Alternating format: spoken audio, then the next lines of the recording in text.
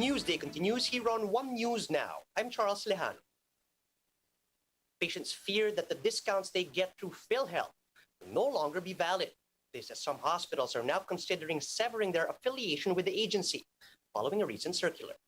Camille Samonte has the story.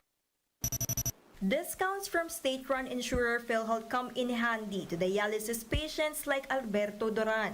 His dialysis costs more than 4,000 pesos per session, and he does this twice a week.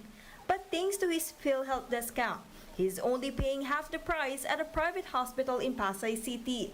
Duran said it would be difficult for him to continue his treatment without the Philhealth subsidy. Talagang mahihirapan kami, baka mapaaga kami mamamatay kung bihira na kami mag-dialysis. Ramon Macaraig meanwhile has to borrow money every week to be consistent with his dialysis. He is paying only 1,000 pesos per session, but he is now concerned that he might have to pay in full. This as some private hospitals are now reviewing their engagement with Philhealth. Ito nga lang pandemic nagkakanbaw na kami ng utang. Siyempre, kailangan naman dialysis kung hindi naman pwedeng ipagpaliban din. Philhealth recently released a circular which temporarily suspends payment of claims of hospitals. This covers those under investigation for fraud, unethical activity, and abuse of authority.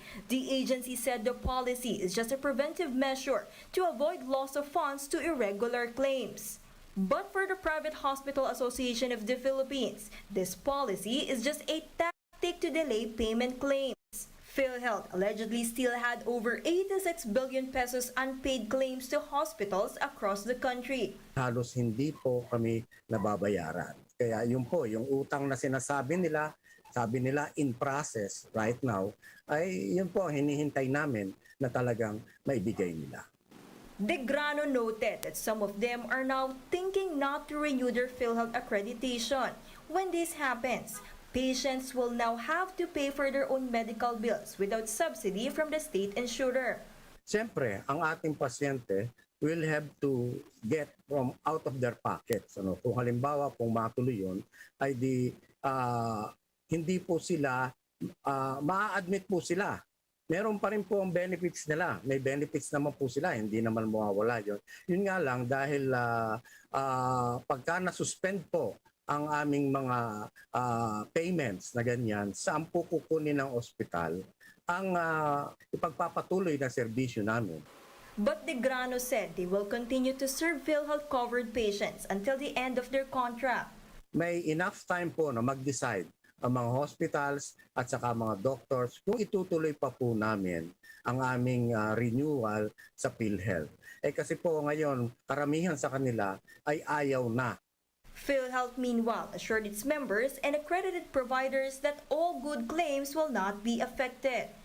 For News 5, Camille Samonte, we are One News.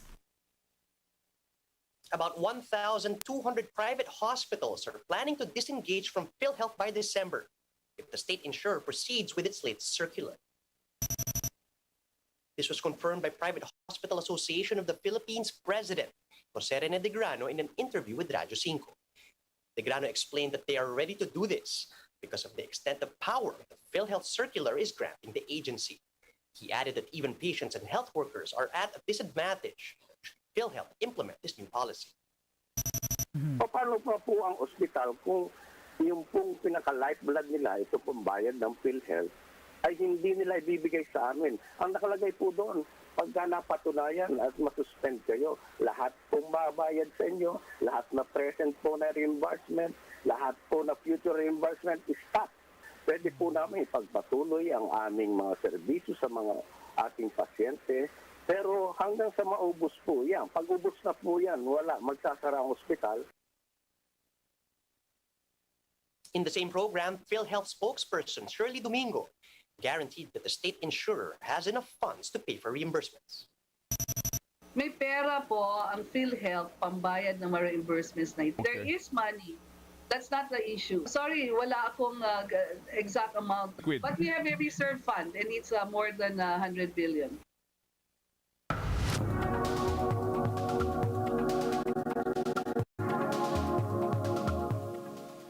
The world World Health Organization says those who have contracted COVID-19 still need to get vaccinated against the virus.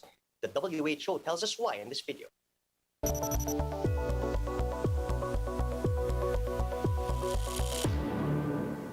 If you have COVID-19, do you still need to get vaccinated? How long should you wait before vaccination? Hello and welcome to Science in 5. I'm Vismita Gupta-Smith and these are WHO's Conversations in Science. We are talking to WHO's Chief Scientist, Dr. Soumya Swaminathan. Welcome, Soumya. Let's start with, if I have COVID-19, do I still need to get vaccinated? After getting COVID, people do get an immune response, but this varies from person to person and it depends on whether you had a mild infection or whether you had more severe infection. And we know from many studies now that if you've had a very mild or asymptomatic infection, then many people may have very low levels of antibodies that they form.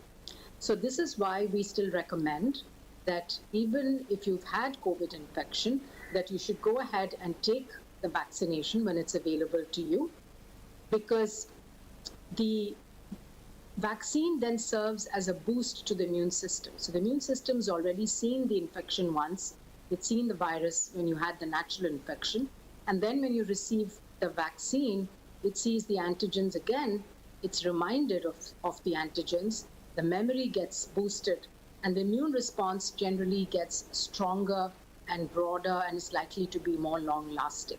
We are very confident now that all the vaccines that have received emergency use listing from WHO prevent severe disease and hospitalization due to all the existing variants of the SARS-CoV-2 virus.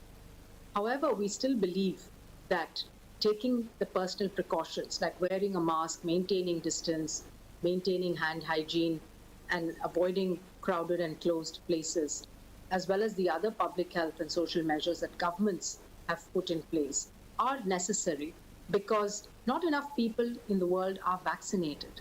And so wherever you live, it is good to take those precautions in addition to being vaccinated, because that's what's going to drive infection rates in the community down. Thank you, Soumya. That was Science in 5 today. Until next time then, stay safe, stay healthy, and stick with science. U.S. health officials reiterate their warning against the use of anti-parasitic drug Ivermectin to treat or prevent COVID-19. In its fresh warning against the drug, the U.S. FDA tells the public, "You are not a horse, you are not a cow. Seriously, you all, stop it." This came after reports that some people in the U.S. have been poisoned after taking the pills meant to treat worms in horses. The US FDA said ivermectin is only authorized for use by humans in very specific ways, and that taking it while still unapproved can be dangerous.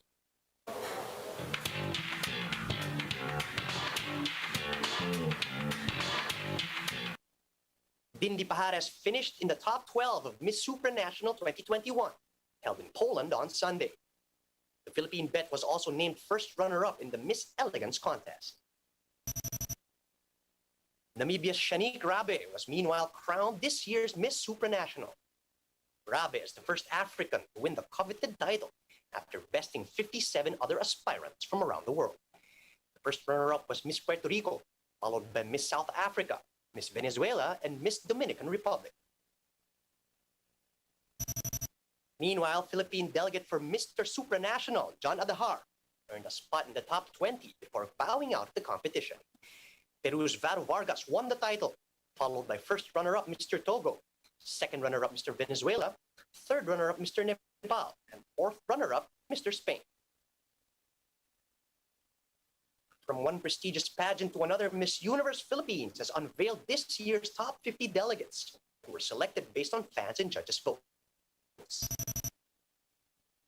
Making it to the top 50 are fan favorites like Miss Cebu Province, Tefi Abirasturi, Mandaluyong's Maria Corazon Abalos, Masbate's Kirsten Daniel Delavin, and Pangasinan's Maureen Robowitz. Also included are Taguig's Katrina Dimarana, Laguna's Leren May Bautista, and Roseanne Bernos of San Juan City. So what's next? MUP said that the candidates will be judged by a panel of experts at their upcoming interview challenge. The coronation night will be held on September 25. Here's a quick look at some of today's headlines. The Octa Research Group says the growth rate of new COVID-19 cases in Metro Manila is decreasing. But the country logged over 16,000 new cases over the weekend for the third straight day. And after losing to your Dennis Ugas, People's champ Manny Pacquiao hints at retirement. And those are the top stories at this hour. Join us again later at 12 noon as we continue to monitor the day's biggest stories. You can also catch One News on Signal Play. Register for a free account at www.signalplay.com so you can stream One News live anytime, anywhere. I'm Charles Lejano. Mask on, wash hands, and stay safe, Philippines. We're One News.